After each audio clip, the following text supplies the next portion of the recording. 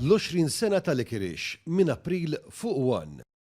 Matul ix-xahar ta' frar għaddew mill-Ajruport Internazzjonali ta' Malta rekord ta' 474,404 passiġġieri, tkabbir ta' iżjed minn 25% fit-traffiku meta mqabbel mal-istess xahar tas-sena l-oħra.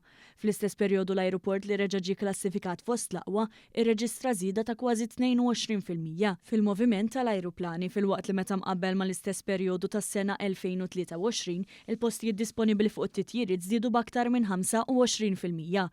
L-Italja żammet posta bħala l-aktar suq importanti għall-ajruport, tant li kienet responsabbli għal 22% ta' traffiku kollu tal-passiġġieri. Wara ġew ir-Renju Unit li rreġistrat tkabbir ta' 30%, il-Ġermanja u l-Polonja rispettivament. Min-naħa l-oħra Spanja niżlet fil-5 post fil-lista tal-aktar suq importanti b'5% tal-moviment tal-passiġġieri matul ix-xahar ta' frar. Sa dan it-tant l-ajruport Malti wkoll ħabbar l-iskeda tiegħu għas-sajf, fejn se jiġu introdotti titjiriet diretti lejn Belfast, Edinburgh, Norwich, Tallinn u Basil, filwaqt li se tkun qed tiżdied ukoll il-frekwenza lejn diversi destinazzjonijiet minn u lejn Franza, l-Italja u r-Renju Unit. Fil-kategorija tal-ajruporti Ewropej tad-daqs tiegħu, l-ajruport reġa' ġie onorat bil-premju tal-aqwa ajruport mill-Airports Council International għas-6 sena konsekuttiva.